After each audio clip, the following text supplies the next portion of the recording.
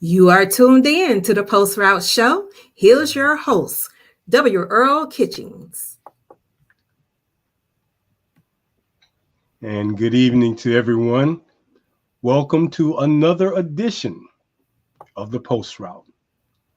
Always glad to be with you and always happy that we have another phenomenal quarterback to have a conversation with tonight. But before I bring him on, let me just give you a little intro about who this gentleman is. And when we're talking about quarterbacks, we always got guys who do some phenomenal things. And he's no different. Coming out of the state of Pittsburgh by way of Washington, D.C. And when you say Washington, D.C., when we talk about the HBCU experience, you know that place.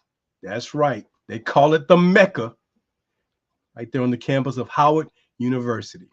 Our guest tonight played at Howard as a quarterback for 4 years, did some phenomenal things. He is number 2 on the all-time passing list. And let me tell you, to be number 2 on the list, that's saying a lot, because when you had a guy like Jay Skywalker to come there and set the bar, and then you had Ted Sweet Flight White to come and surpass that. So our guest tonight kind of wedged himself in between those two guys from a passing perspective, but he also went on to have a great career, being named and selected as MEAC Offensive Player of the Year, or MVP of the conference. And we're just excited to be able to bring him on tonight, because playing is one thing and going to the next level is another thing. But man, when you get the call to come back and coach, but not just coach at your alma mater, man, there is no better feeling than being honored to go back to your alma mater and either teach or coach or do both. So our guest tonight is one of the coaches on the coaching staff at Howard, the Bison. So we're welcoming our guest tonight, Coach Greg McGee. Coach, welcome to the Post Route. Hey man, how's it going? Appreciate you guys having me today. Oh, Coach, thank you. And I'm glad you finally got a chance to get a break and get off that recruiting road, because man, that can sometimes seem like forever. I'm telling you, it was a long month, but it was definitely worth it, man. It was productive, and like I said, safe travels. All the staff made it back safely, and time Great. to get to the summer work. So I'm gonna ask you the first thing first, Coach. Did you find your quarterback out there while you were looking? I gotta ask that first, because I know that's probably one of the things you kind of clue in on right away. Did you find your quarterback?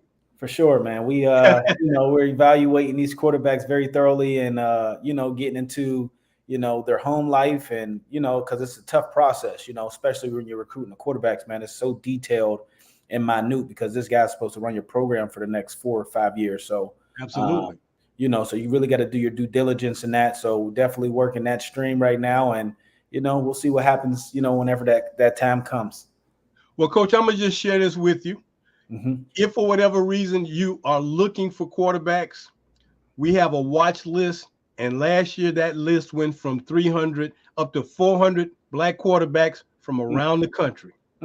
So we got our fingers on the pulse for a lot of guys from state to state, east to west coast. So if you're ever saying, well, I've heard about this guy, what about some guys in this place? Because those guys out on the west coast, they don't hear much about the schools over here on the east coast, but Sure. There's some phenomenal talent out there in California.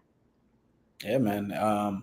For sure. I'll definitely be tapped in with you, and Sounds good. get a chance to evaluate those guys. Absolutely. Yeah. And nowadays with the kids being on social media, and I see a lot of kids saying they got an offer from this school and that school, and they're happy to get the offers. I'm always looking to see where these offers are coming from. And I had a young man last year who's out in California, and all I wanted FAMU to do, which is my alma mater, of course, was to just reach out to the kid. They just need to know that somebody's caring and interested enough to say, hey, man, we got our eyes on you. We've seen what you're doing. We'd like to take a look at you, and we'd like for you to take a look at us. And I think that makes a world of difference, because, as I said, those kids on the East Coast, man, on the West Coast, excuse me, they don't get a chance to see this East Coast football a lot. So when you can reach out to them, man, that's great. That's great. For sure, for sure. So you say you were down in Texas a little bit, so you had Houston covered, and I know it's a bundle of talent down there in that Houston area.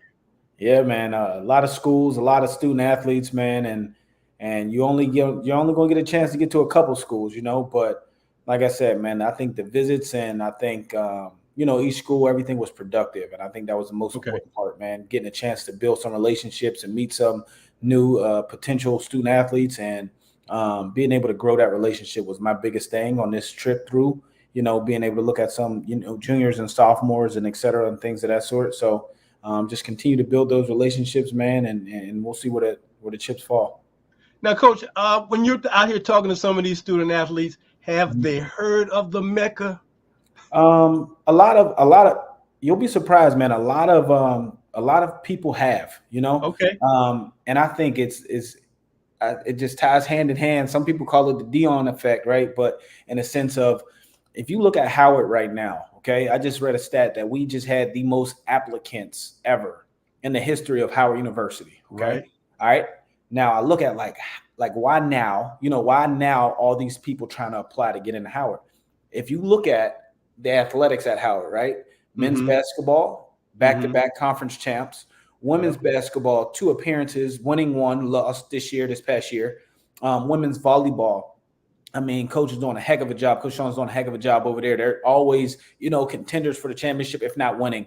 You got Steph Curry with the golf program, right? Swimming and diving just won another championship. Football, obviously, winning back-to-back conference championship. So you look at everything panning out, and it's like, hold on, right? We're playing on national level. Like the football team, for example, we're on ESPN every other week, Big Ten Network. Shoot, our national championship game was televised. I mean, the vice president of the United States was there, and I'm like, we're starting in an athletic realm. We already know the academics are the academics, like that takes care of itself.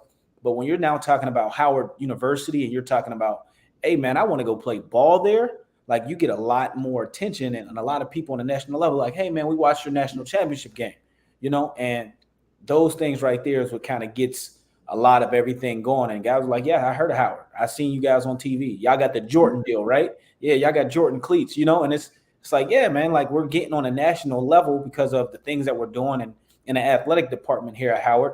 And a lot of teams, man, on campus are thriving, and we're going to keep pushing the envelope and keep pushing it to be even bigger. So Greg, what is the mystique about playing at an urban HBCU? Because there aren't many. I think Howard is probably the one that everyone knows, but it's a different environment when you're in a urban setting because you don't have the space that a lot of other colleges have. So what is that it factor about a Howard?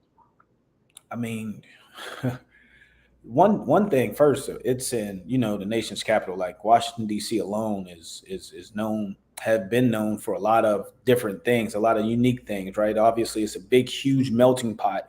A lot of people are there for many different job opportunities, and you go into a Howard, and you put Howard smack dead in the middle of Washington D.C. Yes, and it's just like, dude, what?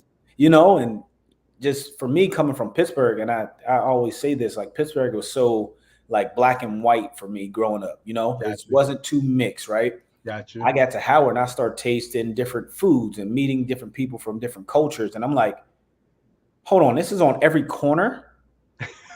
Like I can get Jamaican food on any corner, Washington DC, the mambo sauce, right? Getting a chance to experience that, right? So I think the DC life and you mixing that into, right? The first time I'm hearing go-go music and all this stuff, it's like you're mixing this culture right into the heart of a university. Yeah. And it's like intertwined. It's like as soon as you step off campus, that's what that is. Gotcha. You see that. And I think that's just an eye opener and a dope experience for anyone from any part of the country to be able to witness and experience, as you get to Howard. So I think that puts the little extra on top of Howard and what it is already. Is that what got you out of Pittsburgh, man? Opportunity, man. Opportunity and a Howard degree, getting a chance to have a Howard degree.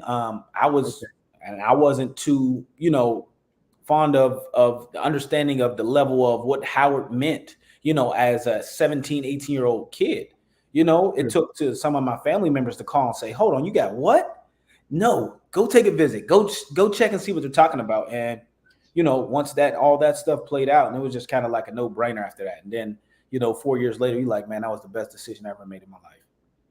Well, you know, when you can make those kind of statements, Coach, you become that ambassador, not only as an alumnus of the school, man, but just someone who has a lot of love and pride in that Howard tradition and what Howard has meant for so many Black alumni and so many Black people for many, many, many years, man. So having gone to DC and been on the campus and been part of football and basketball games, man, and then having relatives who live there.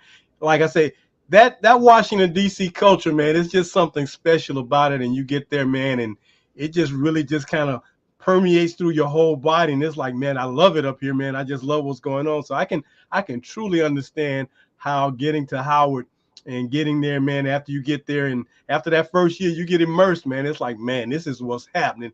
This is really what's happening. I'm telling you. So now when you get to Howard, you're on the football team and you're trying to find and figure out your way. What was that like when you got there? Because it had to be, like you said, it was black and white in Pittsburgh. Talk about some of the differences you kind of felt when you got to Howard playing, going out for the football team, because I'm sure you had to compete for that job. Oh, for sure. Now, when you're just talking on the athletic side, man, I think just getting there as an 18-year-old freshman, you know, you going in there and you're meeting guys who are 22, 23.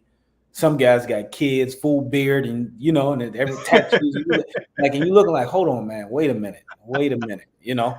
And I think, you know, that's kind of a shock when you know, it's Division I football. You know, some people sometimes forget that as well, right? It's a FCS program, like it's a Division I program. That's right. So you get Division I looking guys.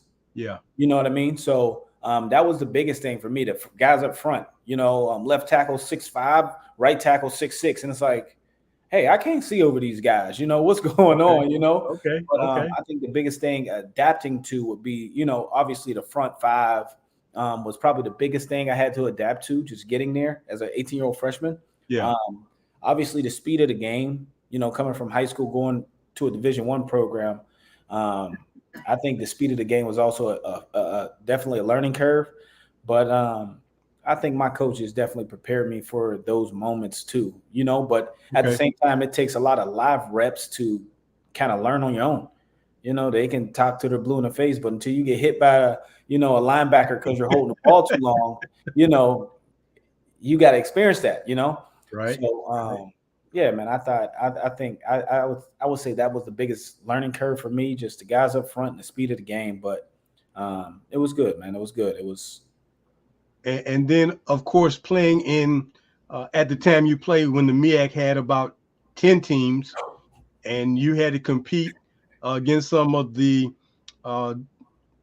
more challenging FCS programs in the country. Sure. And I'm sure you got a lot of stories to talk about from those days, man, because I know the one school that always scared me in the MEAC, man, was Delaware State. Oh man, tell me. And I say that, Greg, simply because Delaware State ran that double wing T.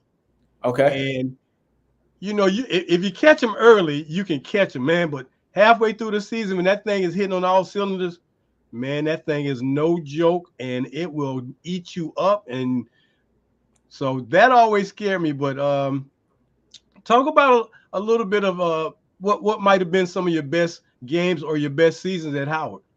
Man, I'm just a best season. Yeah, will have to be my sophomore year. I definitely sophomore year we finished second in the conference at 7-4. Okay. And I'm talking about early in the year, man. We went down to Norfolk State. They're coming off of MEAC championship the year before, and we got them on ESPN. So, you know, everyone is pumped. You know, unfortunately, to start the game, I was suspended for some stuff. But make a long story short, man, we end up coming back. I ended up getting a chance to play. We ended up coming back in overtime and beating them, you know, by 1 point. We ended up blocking the extra point. in Okay. overtime and go ahead and beat the defending champs down on their home field on ESPN. And that was kind of for us that statement of game, like, yeah, no, we're here. We're one of those. We're here to play, and Yeah. we're coming to claim everything that we want. So I think that was the best year. But the best moments, man, there's so many. I remember vividly going down to FAMU my freshman year when Joe Taylor was still the head coach, and he told the world that he'd never lose to Howard, and we went down and scored 29 points in the fourth quarter to come back and beat FAMU at their homecoming. That same year we went down to Hampton, and we beat Hampton for the first time in 15 years, I believe it was. We broke a 15-year losing streak. We went down and beat them 10-7. It was our first year doing it, and said I'm an 18-year-old freshman, and all this stuff is happening. And man, there's so many moments, that I can just remember so vividly. The whole experience, man, I wouldn't take one without the other. Like the whole experience is what kind of made it amazing, Well, you're playing and you are co-MVP of the conference, man. Mm-hmm. So that particular season had to be real special to you too, because hey, you're definitely balling out. Mm-hmm. And when you are in that kind of competition where, man, they can't make the decision if it's this guy, that guy. Well, you know what? We just gonna have co-MVPs because it's too close to call. So obviously, that particular season, man, you were doing some phenomenal things. And when I look at your stats, man, 7,000 yards, probably in 3 seasons because you didn't get a lot of playing time in your freshman year. But to spend that thing for 7,000 yards, man, of course, the last 2 seasons, man, I know you were spending that thing pretty good those last 2 years. Yeah, man. Coach Flea, head coach at the time. Coach Ted White was the OC quarterback coach at the time. And You said Coach Flea. yes, sir. Like Gary the Flea Harrell? Yes, sir, man. That was our Yes, head coach. indeed.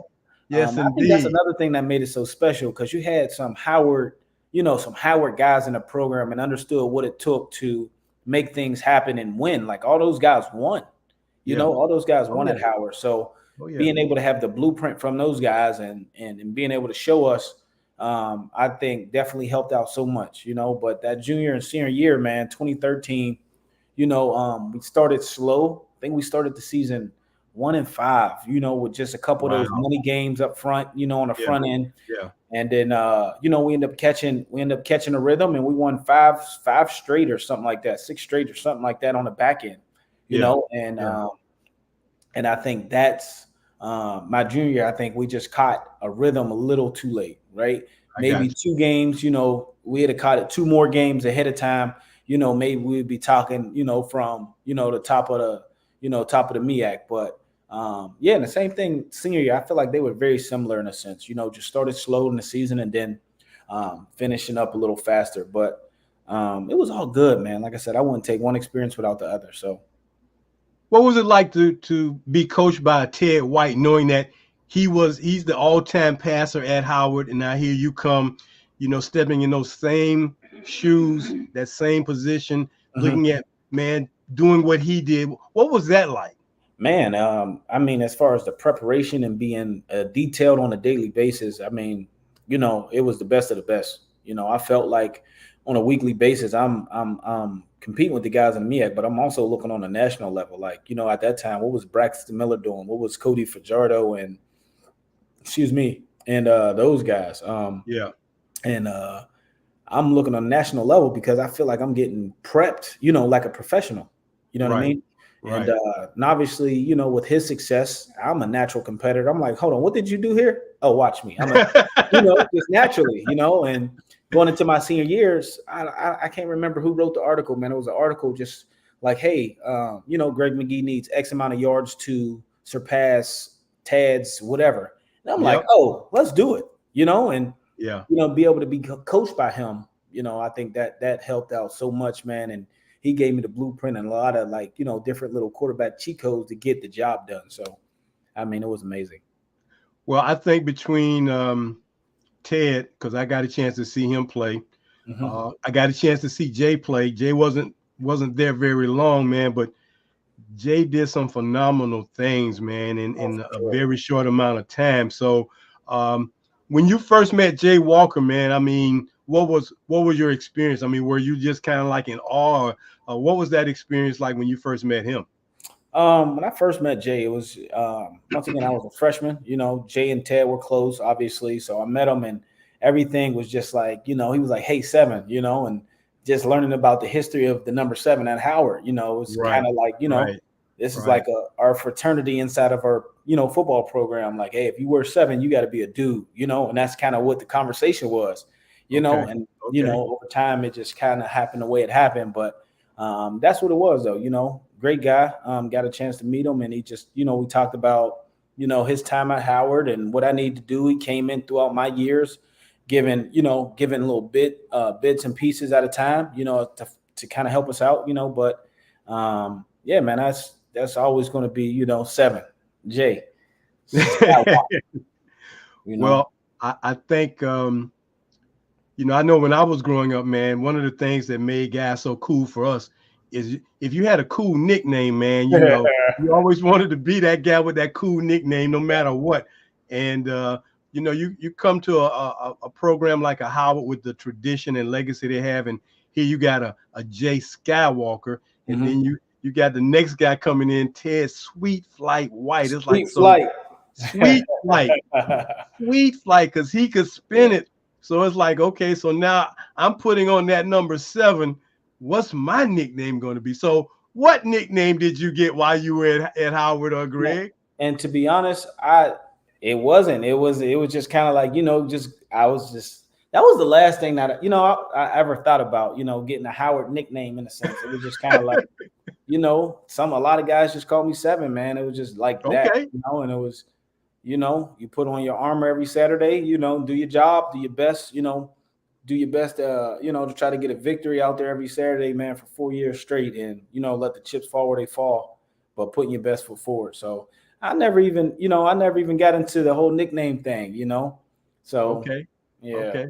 Well, seven will work because the most famous seven, it was a couple of other numbers to go along with the seven, but in the late 70s, early 80s, there was a guy at Tennessee State.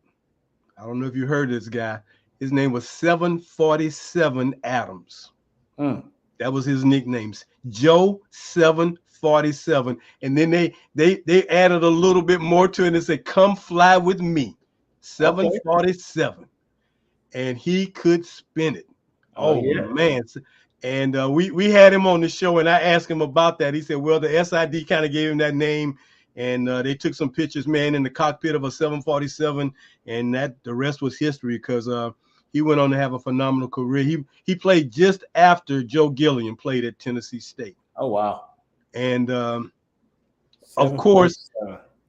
Joe Gilliam played at Pittsburgh with Yep. the Steelers, and he was a phenomenal quarterback, man. And so, yeah, I'll just say, okay, seven. I'll go with seven. I think seven works for you, man, because to get those nicknames, man, it's like, you got to earn those. I mean, you just don't get a 100%. nickname. You got to earn a nickname. So, We gotta contact Mr. Ed Hill, man, and figure out what it is. Like, Mr. Hill, why don't you give G McGee a nickname, man? We gotta get the nickname stamp from Mr. Hill, man. well, I've heard him give a few names. I'll never forget. He gave a young lady who was a basketball player. Her name was Tough. You know, Hmm. she could flat out. She was about a 6'3" forward, and man, she would give you the business. And all he would say is, "Man, that's tough." I think her name was Alicia Hill, and he would just call her Tough.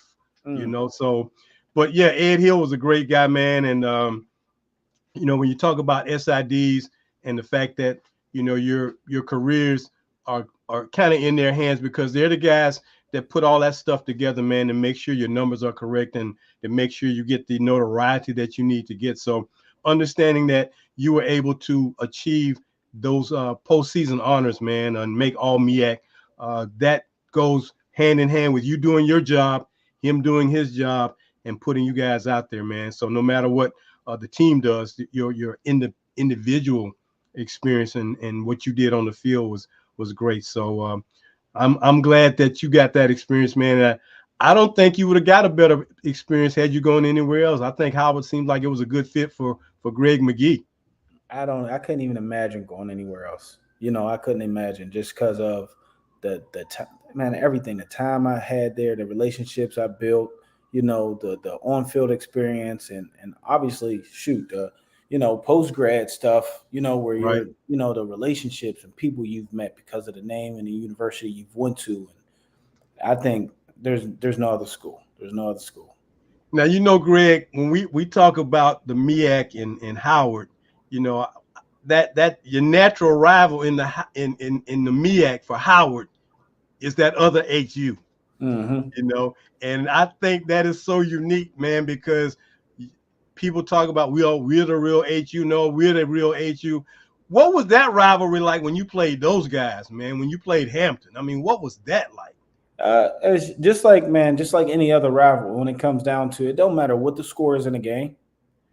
At the Okay, end of it is going to be a game. It don't matter you up by 18. It don't matter if you down by 20.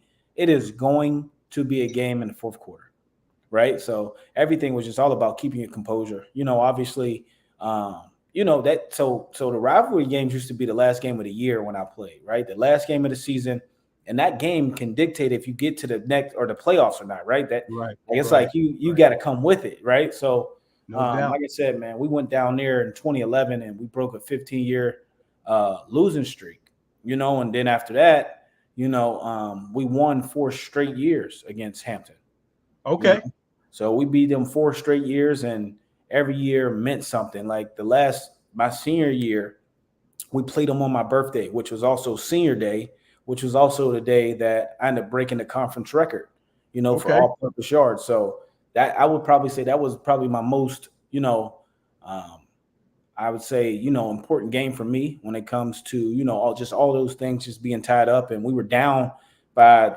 what, 14-21 at half or something like that. We came back to win by a field goal. So, yeah, man, we had some battles against Hampton, and, and it'll forever be that way. It'll forever be that way. And, we just got to continue to, get back onto that winning side this year. So, okay. Well, I wanted to flash up my newsletter, the Post Route, so folks can kind of get an idea of all the outstanding quarterbacks that have played at Howard. Your pictures there, along with Jay Walker and Ted White and some other guys. mhm. I remember Lee Dubose. Lee Dubose was a pretty good quarterback. So, when you look at the legacy, and now that you are a part of that legacy, and when you guys get together, the tradition of Howard football, I mean, it's got to be a great tradition. I think most colleges have some type of natural tradition that everybody just buys into and believes in.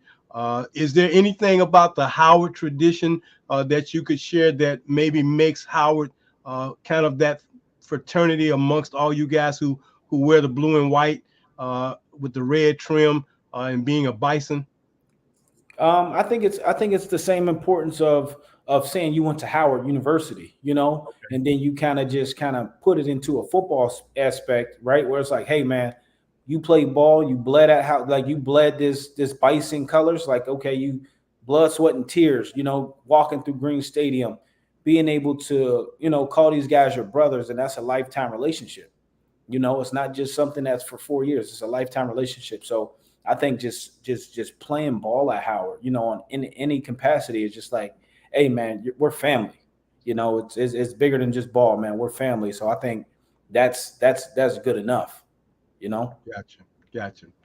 Well, good enough. We're going to take a quick time out, Greg. Give me about 2 minutes. We're going to come back and talk a little bit more about uh, your time in the pro ranks and your time at being a coach at your alma mater. So stay with us. This is the Post Route. I'm your host, Earl Kitchings. Our guest tonight is one of the phenomenal quarterbacks from Howard University up there in Washington, D.C., Coach Greg McGee. Stay with us. We're going to take this quick time out, and then we're going to get back to talking to Coach McGee after we do these breaks.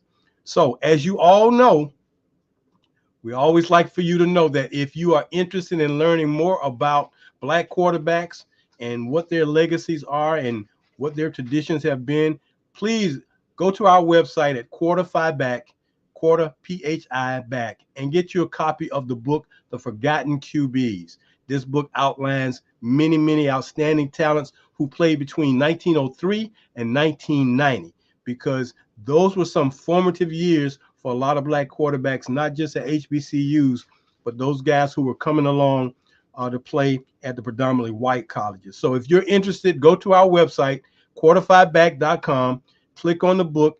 There's the Cash app right there on your screen, and you can get your copy of the book, and we'll get it out to you right away. It's only $35, and we do thank you. Then if you are interested in getting some gear for your particular HBCU, hey, there's no other place to get it than the Anthony Lawrence Collection, located in Baton Rouge, Louisiana. They are down there in the heart of Louisiana with those schools who take up the SWAC. So if you got something that you want to wear particularly, check them out. Go to their website and check out their gallery. Go to anthonylawrencecollection.com. You can find them on the website and find something that you like. And if they don't have it, call them up and ask them when will they be making it, because they are on the cutting edge of doing some phenomenal work. The Anthony Lawrence Collection, where you can get all of your premier HBCU gear. And one of our recent, most current sponsors to our show is True Definition Home Inspection, located in Jacksonville, Florida. Mr. Antoine Richardson is a licensed home and mold inspector. Let me tell you, if you've got a home that you're looking at getting better insurance, or you're going to buy a home and you want to make sure that it passes so you can get that insurance, if you're in Florida, or if you're not, if you just want to get some information and talk to him about it, I'm sure he can be most helpful. Check out True Definition Inspection Services, 904-413-8783. And as for Antoine Richardson, we thank him for being one of our new sponsors. And finally, you can now become a sponsor or a teammate of Quarterfive Back. We are now offering our memberships, and our premier membership is the teammate membership, which is only $44. It allows you to get your decal that you see here on the screen. It also allows you to get your Quarterfive Back t-shirt and your Quarterfive Back certificate indicating that you have membership. And let me tell you, when you do this, this will help us maintain what we're doing here to preserve the legacies of these black quarterbacks. So you can contact us, that website.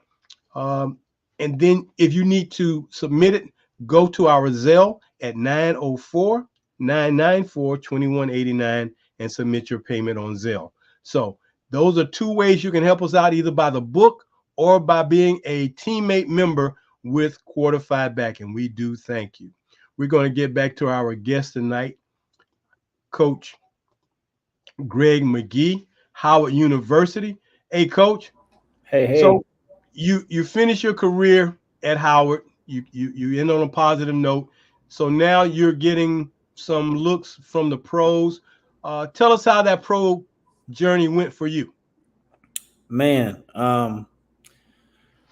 so leaving Howard, obviously, you play your last game in November, and then it's kind of getting prepped for All-Star games, any All-Star games, right? And okay. And my biggest thing leaving Howard, playing an All-Star game, I wanted to play up at an FBS level All-Star game. Gotcha. I didn't want to play in an FCS All-Star game. I don't know. I just, in my mind, I'm like, well, I played 4 years here at the FCS level, against my peers and everybody I played against.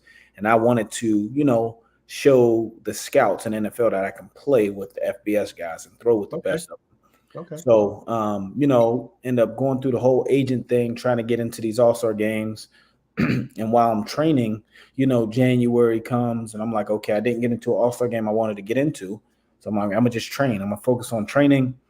And come February, I end up working out in front of a CFL head coach. His name Jeff Tedford. Tedford coached, Cal, coached Aaron Rodgers, coached in the NFL for years. And I ended up working out in front of him, and he was with the BC Lions, and he ended up, liking everything I did in my workout, and he offered me a contract. So I signed a contract. I didn't even do my pro day, right? Okay. I didn't even do my pro day. I signed my contract and went straight up to the CFL, right? Everything started earlier than the NFL, obviously. So I was up in camp and everything. And after making a long story short, I ended up making a team.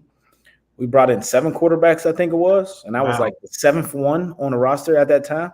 Wow. And they said they was going to keep 3. So through the grace of God and everything that He gave me the strength to do, man, I end up being a 4th on roster and end up keeping 4 instead of 3.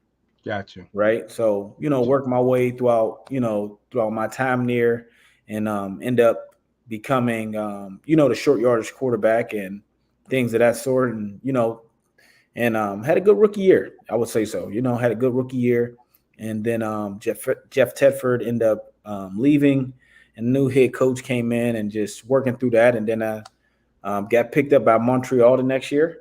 Gotcha. So I was with Montreal the next year, and was with them the whole year 2016, 2017. They end up getting a new coach and a new GM, and they didn't bring me back. So 2018, I ended up playing arena football for a season with the Philadelphia Soul.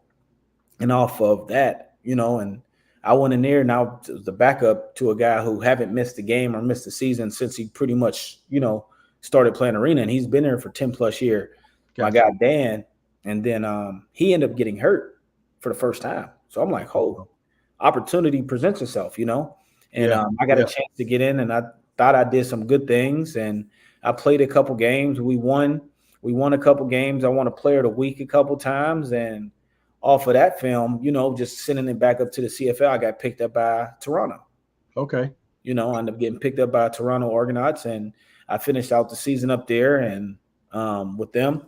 And after that, man, I tried to get into, another little arena thing, and then COVID happened, and I was like, it's time to hang them up. It's time to hang them up. I was mentally drained more than anything. Okay. But I thought it was a good opportunity for me to go ahead and, turn that leaf over and get into something I also enjoyed doing, which was teaching and coaching. So Greg, what is the playbook like? Because in Canada, the difference is, the field is longer and wider, and you play with 12 guys, and you only get 3 downs. Yep. What is that playbook like for those guys up there in Canada, man? Because it's got to be a lot different, because you got 3 downs to get a first down. Yeah, I mean, then you implement the high motion, right? The waggle motion is what it's called, with the 5 receivers. 3 or 4 of them are allowed to be in motion, a high motion, so they get a 10-yard head start. So everything happens quicker, right? And obviously it's more space. So the arm talent, right? You got to have arm strength regardless, right? It's obviously a pass heavy league, So it's everything you want as a quarterback. It's everything you want, So they add an extra guy on defense, you add an extra guy on offense. You naturally got a 5 wide set, in which in America, it's typically a passing situation where you're 5 wide, but it's every down up there, if not 6 wide, if the running back's out, as a receiver. So like I said, man, it's a quarterback's dream when it comes to the CFL's playbook. It's like, dude, it's just so many different dynamics, a lot of different coverages, being able to process and, dissect what these things are within a split second, playing American football your whole life. Now you're up in a CFL. It's like, holy smokes, everything is happening so fast. But man, once again, live reps always solves the problem as a quarterback. So you get a lot of reps in camp, preseason games. You get 2 of those. And, you do everything you can to try to stay on the team, man. It's dog eat dog up there, and Well, I've watched some Canadian football over my lifetime and seen some guys do some things. One of the as a matter of fact, when you talk about British Columbia, one of the best quarterbacks for me to play up there his name was Chuck Ely. He played back in the 70s. But when I see that game, man, like you said, when those guys get a 10-yard head start running toward the line of scrimmage, and then they can go in all kinds of different directions. You talk about coverage. I'm talking about the fact that, man, you got 5 guys coming at you like that, and you got to figure out where they're going. And then you as the quarterback, I know y'all call your play, but man, when that coverage kind of covers a guy up, it's like, okay, man, you got 5 guys you got to try to pick up on. Yeah, man. 5 guys. I mean, and So it's always been a phenomenal thing. And then in talking to a guy who is number 2 all time in passing in Canada, Damon Allen. Yes, sir. Okay, you know that name, My man. God, man. We just actually just seen him not too long ago, man. And we actually took a picture together, and it's just Okay, always mutual respect for one another. And he's one of the guys I still follow from up that way and stay in touch with. man. When I did my book and when I ran across him and saw how many years he played in Canada, I'm like, 23 years?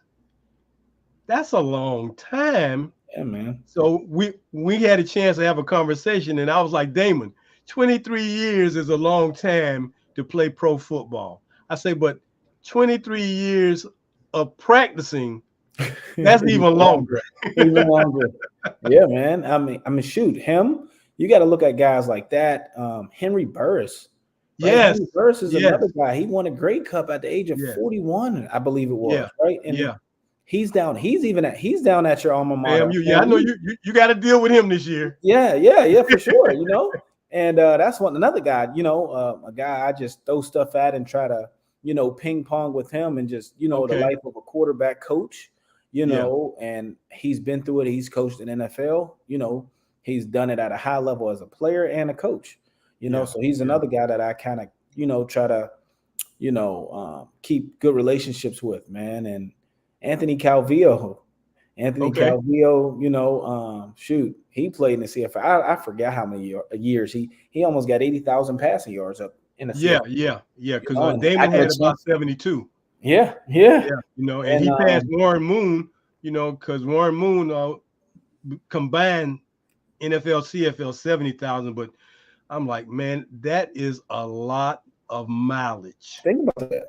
Think about that. A Eight lot almost. of mileage. And for you to have that kind of career, and the one thing for a guy to have that kind of longevity, the first thing is, man, he didn't get hurt much, because you're not going to play 23 years and not have some injuries, but not to get seriously injured, man. That was a phenomenal thing. So yeah, to see that. But that Canadian football, man. Now, I know you were from Pittsburgh, but Pittsburgh cold ain't nothing like that Canadian cold.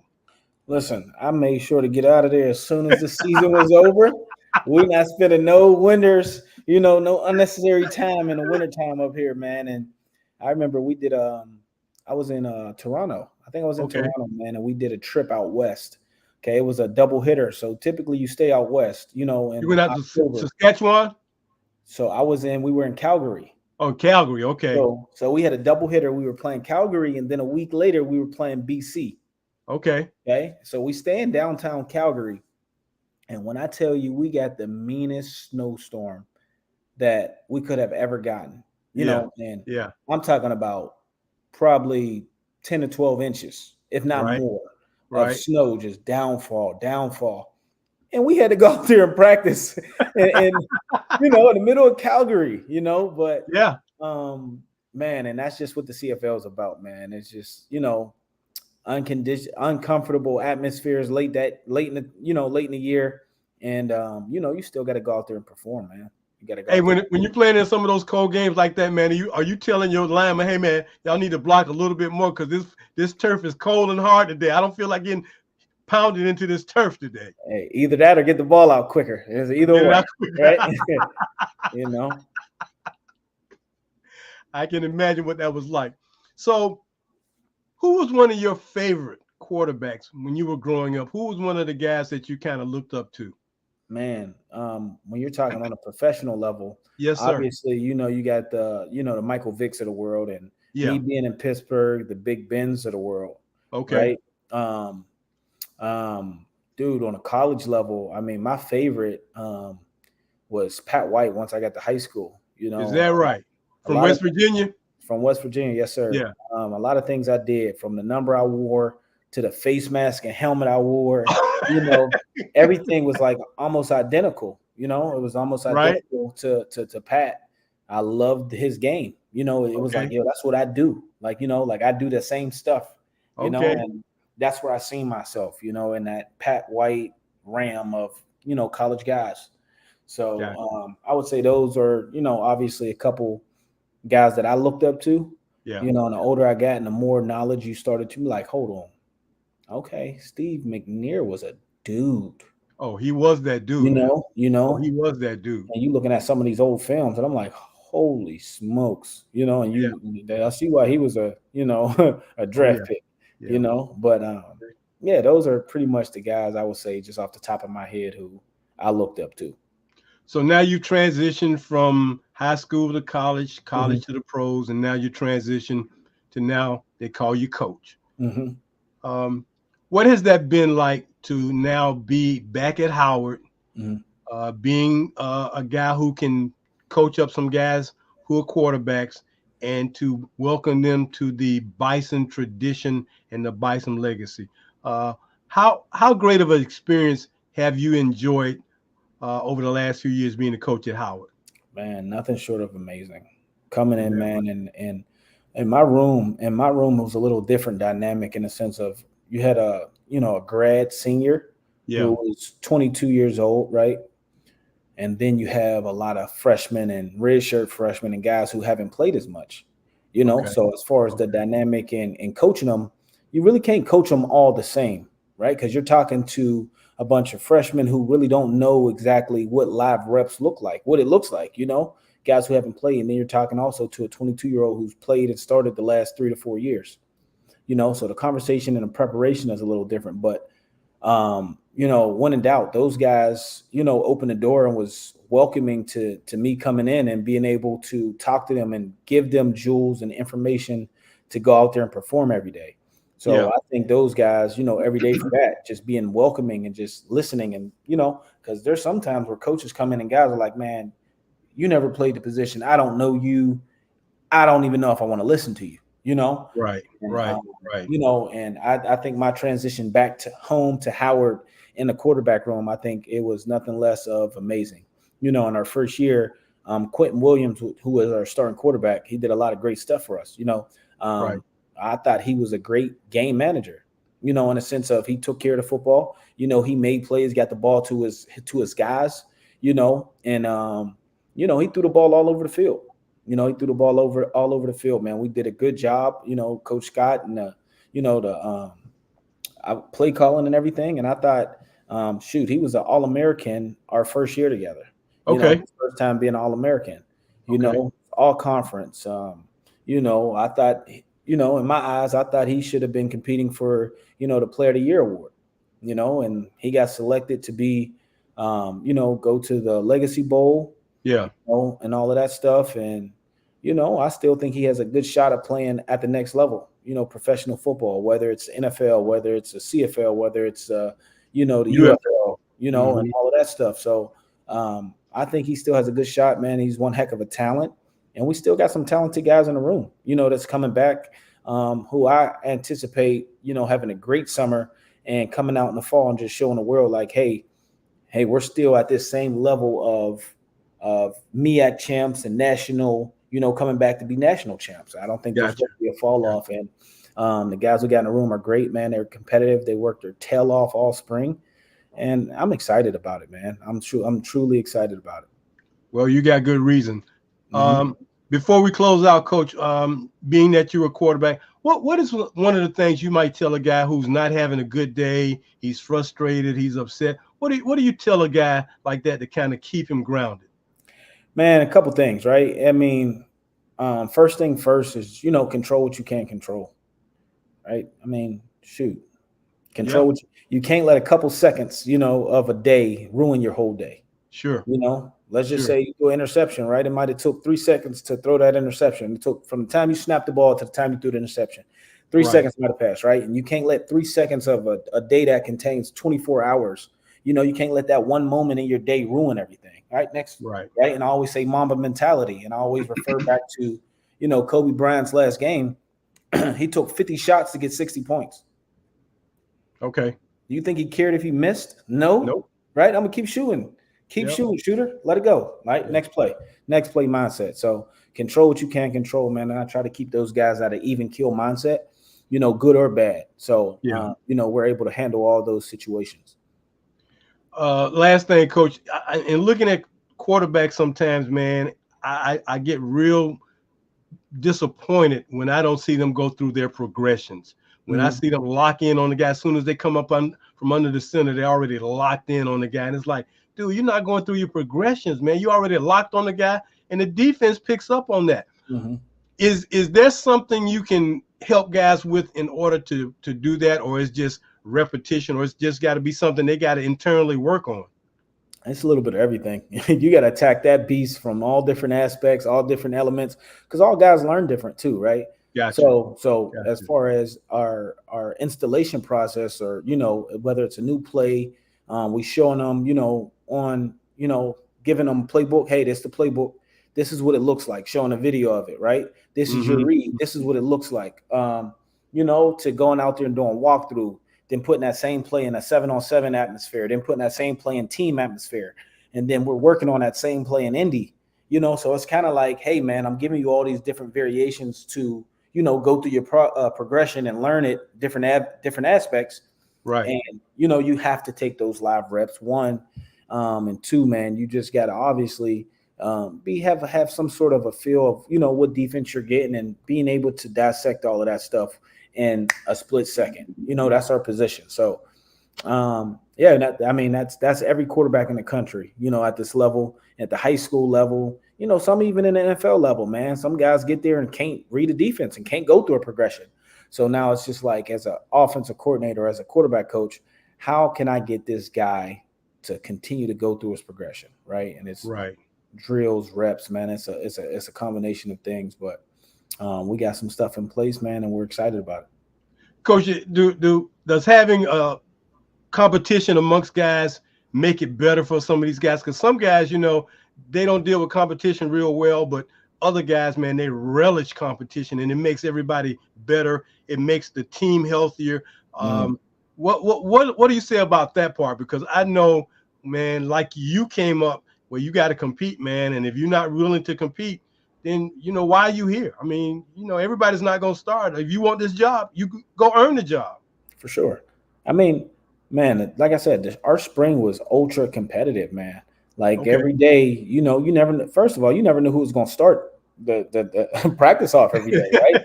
I left it. I made it until right before practice. Those guys didn't know who was going to start, so you better be prepared.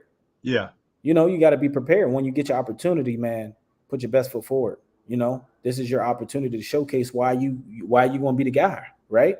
So Gotcha. show us. So, and like you said, man, at this day and age, a lot of guys run from competition.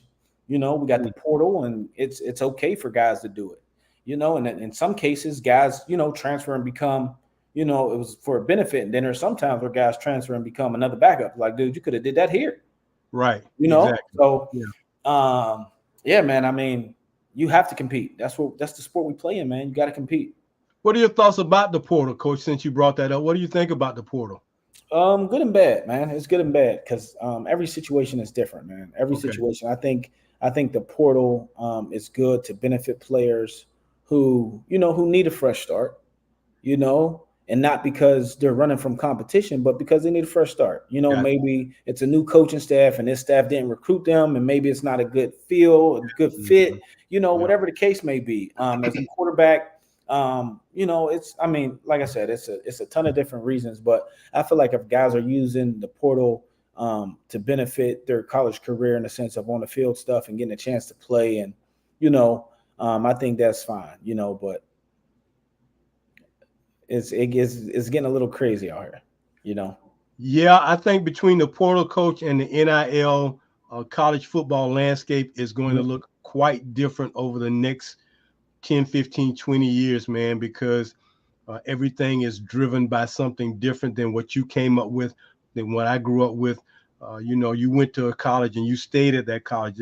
You were happy that somebody wanted you, and going someplace else didn't guarantee you that you were going to be the guy if you went somewhere. And I kind of see the portal as being that. It's like you can jump in the portal, and a lot of guys don't know that if your grades don't transfer with you and you jump in the portal, you're done, man, because the school you left don't have to take you back. I'm telling you. And so these guys jump in this portal thinking that it's going to be the grass might be greener somewhere else, and come to find out, hey, Coach McGee, it didn't work out. Can I come back?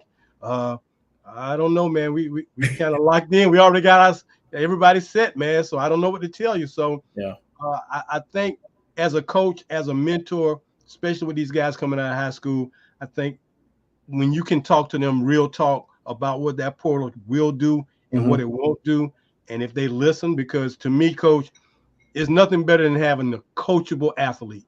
Yeah. You know, you got a coachable guy, a guy who's into learning the game. That is a benefit. But a guy who's kind of a hothead or don't want to listen, or you know, for whatever other reasons, listening to somebody else that you shouldn't be listening to, it makes for more problems. So For I sure. think from your perspective, man, when you just give them that real talk about what is and what won't be, hopefully it helps them out. So I'm wishing you the best this upcoming year, Coach. I know you guys are looking forward to a great season after coming off last year's season. And I'm praying that your guys stay healthy. I pray you stay healthy and everything works out for you guys. And maybe we'll see you again in Atlanta. Let's do it, man. Let's do Let's it. do it. Well, I look forward to it, Coach, because maybe this time I can come down there and speak to you on the sideline or something. But thank you so very much for joining us here tonight on the Post Route. We thank you for your time, and you have our best. And we'll be in touch with you soon. We got some things that we're working on to make you feel a part of who we are. But before I let you go, I just want to say welcome to the Black Fraternity of Quarterbacks. I appreciate the opportunity. Okay. Take care, Coach. Have a good one. All right. Thank you so much. Yep. Hey, that was Greg McGee, quarterback coach at Howard, guy who did his thing at Howard, got that Howard Bison mentality, that tradition in him. So we're going to wish him the best for the upcoming 2024 season, and looking forward to him doing some phenomenal things as he continues to grow his career. Well, as we get ready to close tonight, we want to thank you for joining us. We're excited about continuing to bring you quarterbacks each and every week.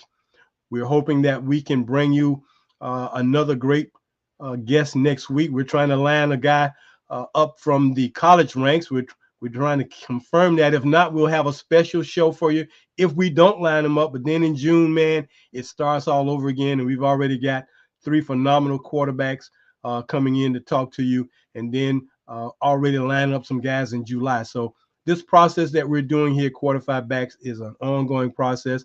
Again, if you want to be a part of who we are, send your membership in to the excuse me, to being a member of what we are here at Quarterfive Back, and send that in to be a teammate at $44. All you got to do is send that in, go on Zeal at 904-994-2189, submit that $44, and you'll become a teammate, and we'll get you your t-shirt, your certificate, and your decal for being a part of who we are and what we're doing.